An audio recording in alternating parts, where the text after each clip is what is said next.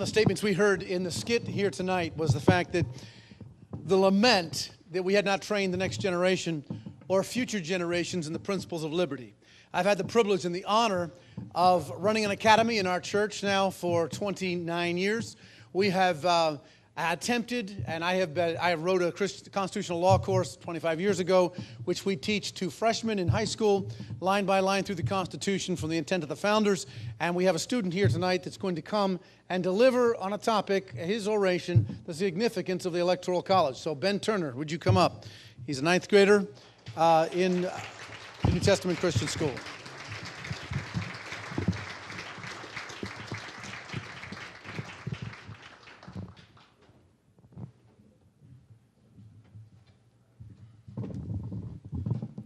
Good evening. In today's modern society, the Electoral College, the standard for electing the President of the United States, is considered by many to be a thing of the past, or at least impractical for selecting a president in this day and age. On the contrary, when we review the last few elections, it becomes clear why the Founding Fathers instituted such a system. The Electoral College has served the United States brilliantly for more than the last 2 centuries, and it still shows its genius today. The Electoral College was established with the ratification of the Constitution in 1789. Our founders instituted the Electoral College because they wanted a balance between electing the president by the people or by Congress. With the electoral system, the American people decide on the electors they want to vote for their choice of candidates, while avoiding the reality of every person voting himself. If the legislature of the United States voted on a president, there would be an oligarchy, or, in simpler terms, a rule of the few. This would put too much emphasis on the federal government and thus defeat the purposes of our founding fathers. If the people voted directly, it would be a pure democracy, which the founders feared. These men also wanted to ensure that a man of good character possessed the all-important office of President of the United States. The purpose for the Electoral College was to keep the balance between the way that the House of Representatives and the Senate were elected. The House was elected by the popular vote of the people, while the state legislature elected the Senate. The people now elect both the House and Senate by popular vote. This balance of power between the House and the Senate was originally instituted to preserve the nation as a republic. The Electoral College is comprised of 538 electors who meet once every 4 years on a day appointed by the electors to cast their votes for president. The electors for each state are elected by the people of that state and therefore vote in accordance with the wishes of those who elect them. Each state receives 2 electors, one for each of their 2 senators in Congress, and the rest of the electors, excluding 3 given to the District of Columbia, are divided according to the number of representatives each state has in Congress. Some states, such as California, Texas, and Florida, are highly populated and combine for a total of 116 electoral votes, while other states, such as Alaska, Montana, and Vermont, combine for a grand total of only 9 electoral votes.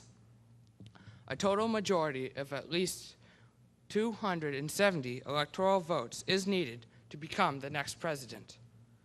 Therefore, the electoral system does give fair amounts of votes to states according to total population. One reason people dislike the Electoral College system is because we say that it does not reflect the democratic will of the people. This may appear to be true in a few elections, such as those of 1876, 1888, and 2000, where the candidate with the majority of the electoral vote was not the candidate with the majority of the popular vote. This apparent flaw in the Electoral College, however, is actually designed for a good reason. One must consider that while the difference between the electoral and popular votes is real, the institution of democracy would ensure privileges for the largely populated states and devastate the smaller states due to the fact that a candidate could essentially run his whole campaign from a group of larger cities, thus ensuring him the vote needed to win without ever appealing to the smaller states for one vote. This candidate would never publicly address nor even consider the voting concerns of these smaller states.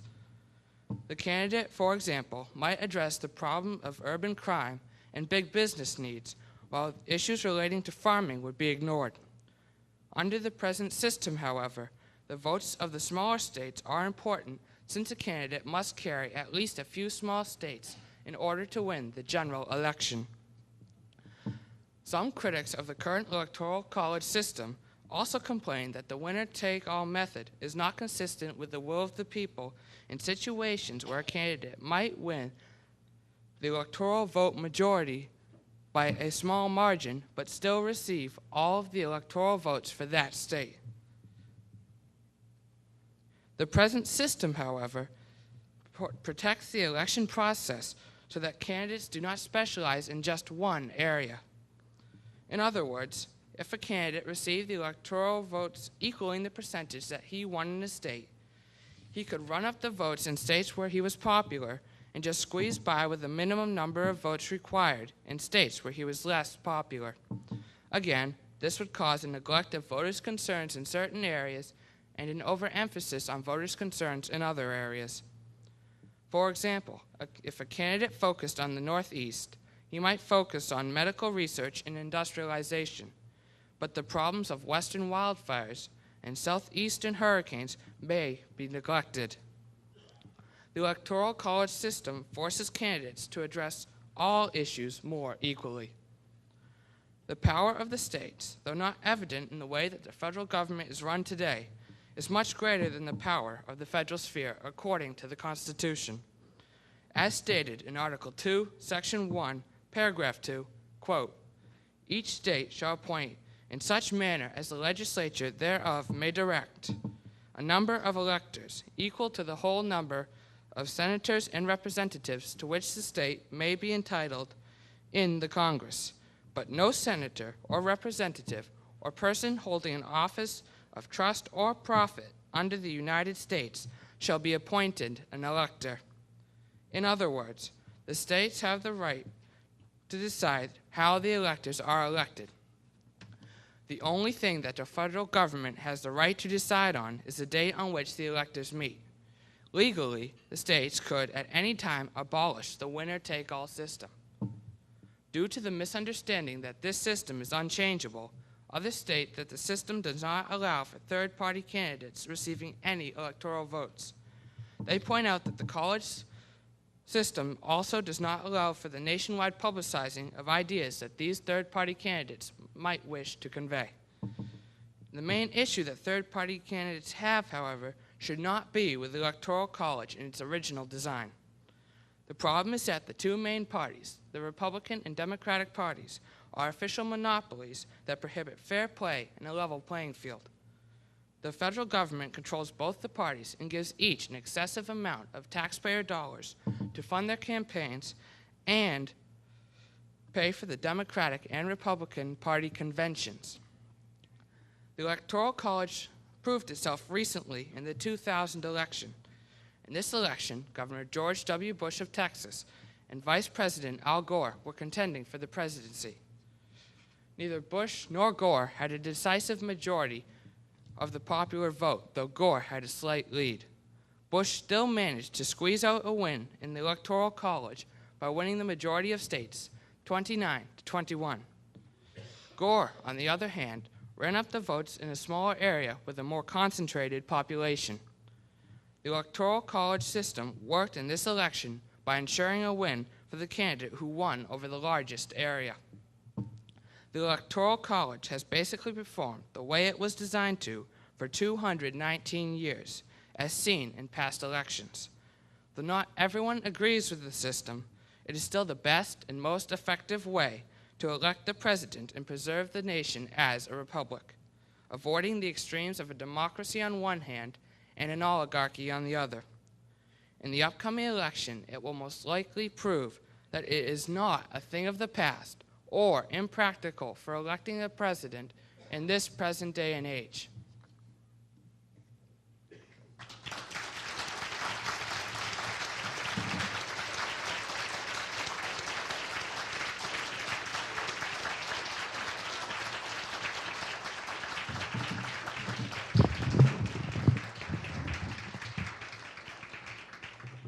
Thank you, Ben.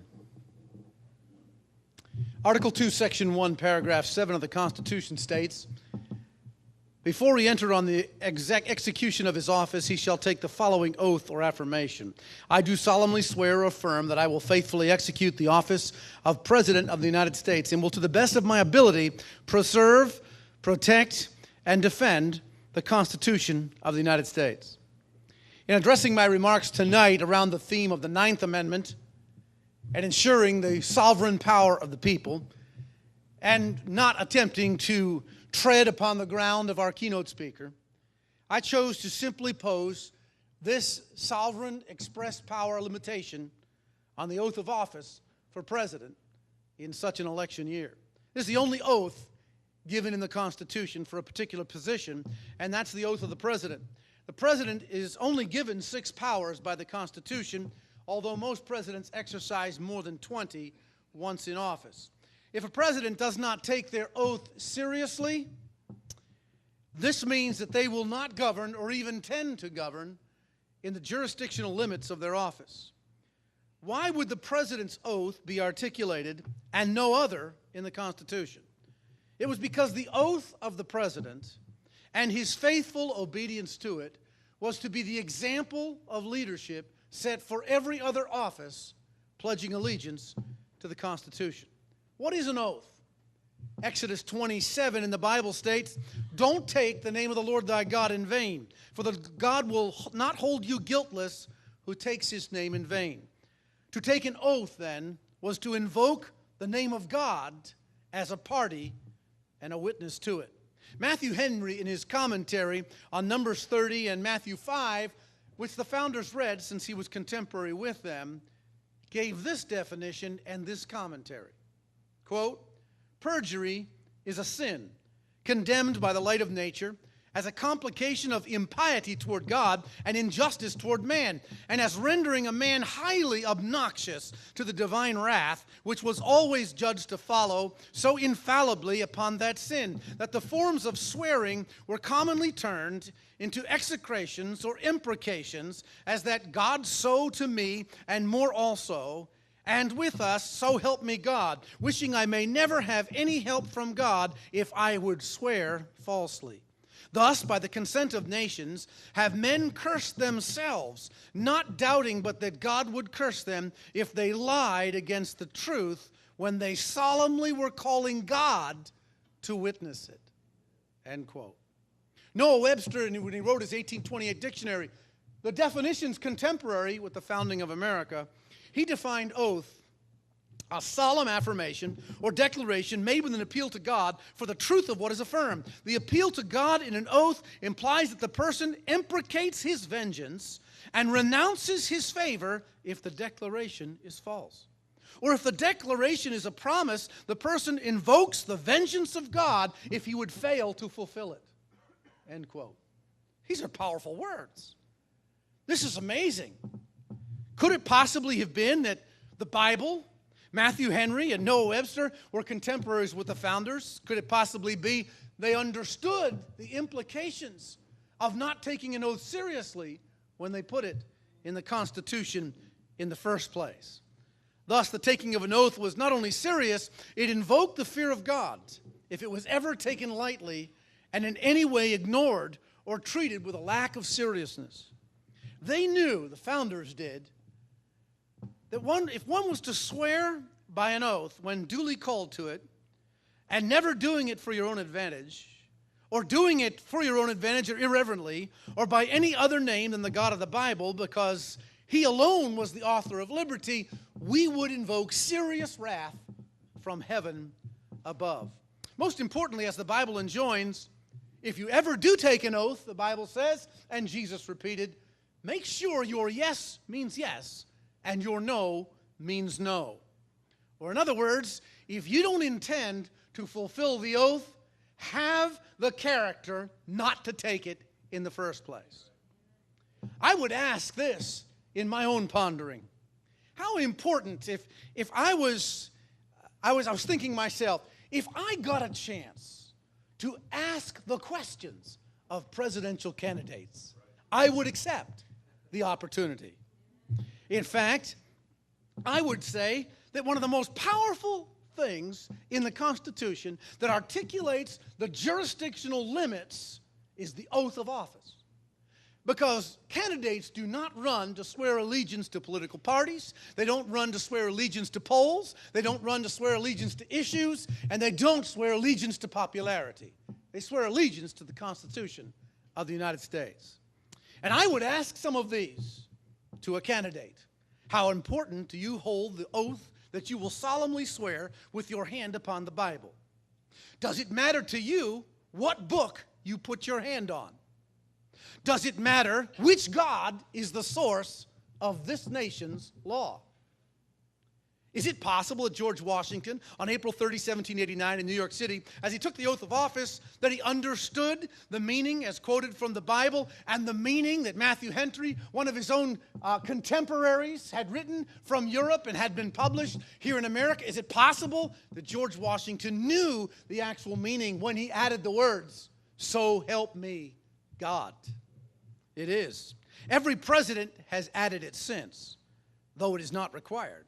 George Washington placed his hand upon an open Bible at Psalm 127:1, specifically designed by him to read with the words, "Except the Lord build the house, they labor in vain that build it." Other presidents have chosen other Bible verses, presumably understanding that they will be held accountable for the faithful execution of their oath, since God was invoked as a party to it. I would love to also ask a candidate, although after mentioning the Bible, I probably wouldn't get the second question across. I would still try to ask this other question. What does it mean to you that you will fulfill the responsibilities of the office of the President of the United States? Is that the only office you intend to fill? Or will you stretch and bend it, expecting your executive orders to be obeyed by the members of other branches? Will you insist on line-item veto powers, giving you legislative responsibilities instead of fulfilling executive ones alone? How faithful will you be in taking an oath to fulfill the executive office and only the executive office, than the responsibilities of President of the United States and no other nation? I would love to go on, as you can tell, and ask some more questions that I would like to see answered by individuals who would say they are ready and prepared to be President of the United States. I'd love to ask, what do you understand is the meaning of preserving the Constitution of the United States, to which you've just been willing to say you would take an oath? Is it simply making sure the original document is safe in the National Archives? Or does it have a deeper meaning? I believe it does. Or does the word preserve actually mean what Webster articulated? To keep or save from injury or destruction, to defend from evil. This means that you as president will set the example of preserving to the American people and the other officers bound by the Constitution the original intent of every line and every word in the document you swear to preserve. You will use, or will you use, the bully pulpit of the presidency to declare when Congress or the Supreme Court interpret the Constitution falsely or deceptively, or, God forbid, by the meaning of foreign law or international entanglements? Will you, as the president, expose it? I would want to know whether the president running for office is willing to truly protect the Constitution of the United States. Not just repel an invasion, but protect the more subtle gutting of our entire system of constitutional law through the equivocating of words and their meanings in such a way as to render null and void the jurisdictional responsibilities of each branch of the legislature. Will you, as president, assent either directly or through the default of silence to the common practice of promising far more than your oath actually promises in the Constitution? Will you speak up when accused of financing something that you had no power to finance in the first place? Or, as an example, will you admit to your jurisdictional limits and refuse to put the military anywhere in the world where there's not a specific authorization or either a declaration of war? Will you speak up as a president of the United States when Congress finances all kinds of expenditures without ever delivering the bill to your desk for a signature? Or will you, like so many presidents that have preceded you, look away and ignore an unconstitutional bill but give it authority as if it was signed properly? I would simply remind you tonight that there's more to this oath than simply words. Really, the foundation of the kind of questions we ought to hear during an election season should focus on what a president will raise their right hand to, put a hand on the Bible, and swear invoking the judgment of God on their personal life and every part of it to the whole world. That ought to be our focus. In fact, the last phrase is to defend the Constitution. The power given to the president to defend the Constitution is called the veto. Will you, as a presidential candidate, let the American people know why you veto every bill that breaks the covenant of compatibility required for any law to be constitutional? Many say, how can I veto the whole bill when part of it is good? You veto the whole bill by vetoing the whole bill.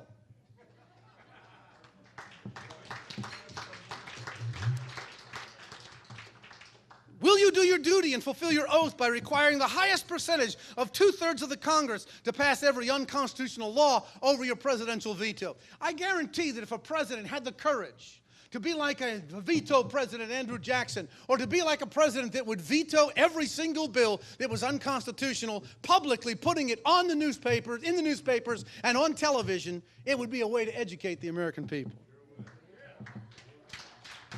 I would remind you that tonight, as constitutional lovers, constitutional scholars, lovers of liberty, lovers of patriotism, that we have actually had presidents of the United States in our past that kept their oath of office, at least to a much higher degree than the ones we're used to seeing today.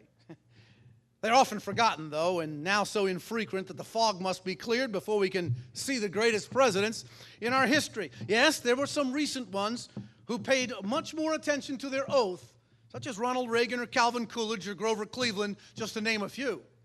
But I want to remind you that by and large, the first 7 presidents of the United States took their oath seriously and were neither intimidated nor even cared whether they were popular or not.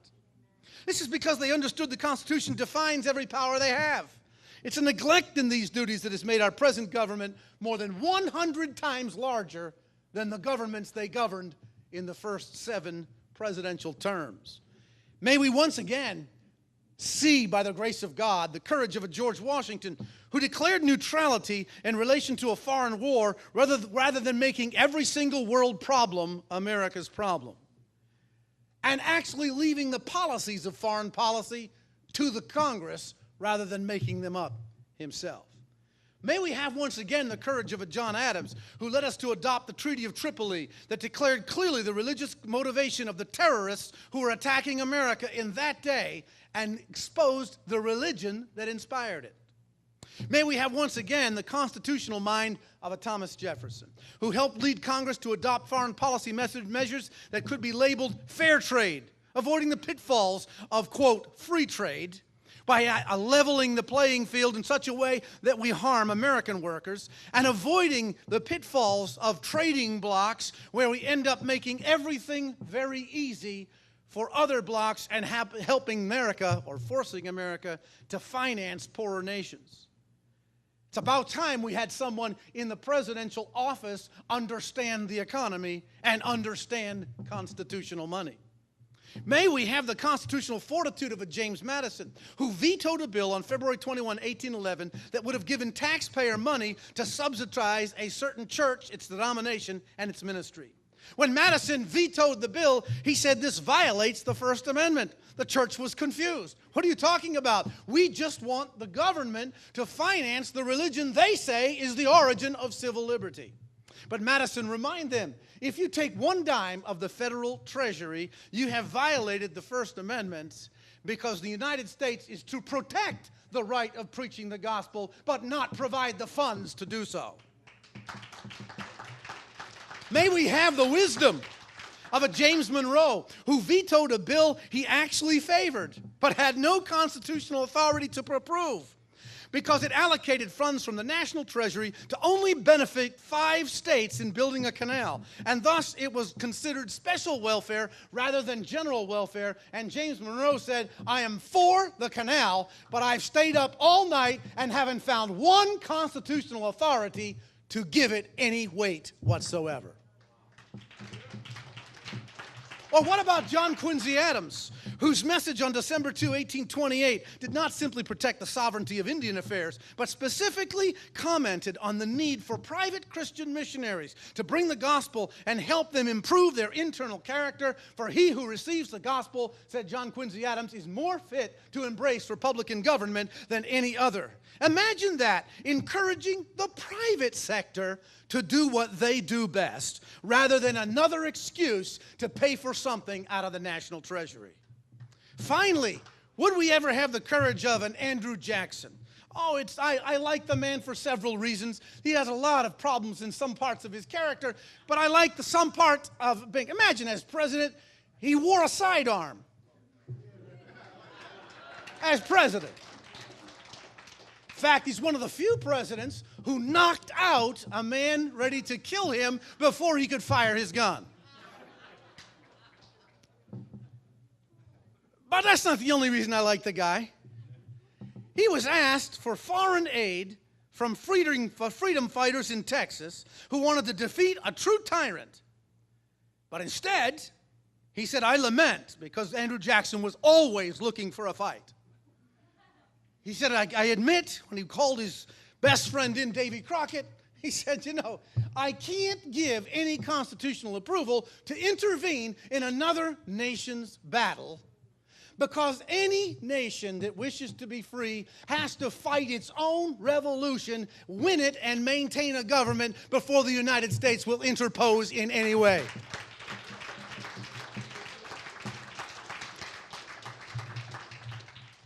And so he sent Davy Crockett and the private sharpshooters to the Alamo. What do we say about these things then? And the true sovereigns of the American people. We must restore an understanding of the oath of office. Don't ever let it be diminished. Any chance you have to ask a candidate, what are they going to do when they take that oath?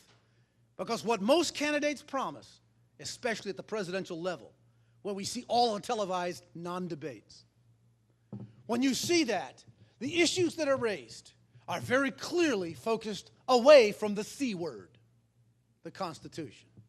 May we say, let's put the pressure on for any candidate, whether we like them or not, to take their oath seriously. And if they take their oath seriously, we will restore the true sovereignty in the United States of America.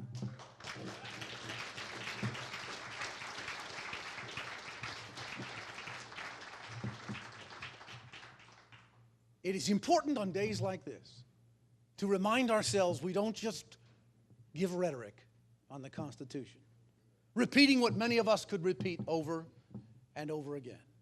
But what we do is honor all those who would stand up with conviction.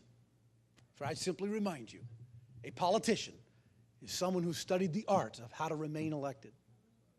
A statesman is someone who's committed to principle and willing to lose an election, but will never compromise principle. That's what we need once again.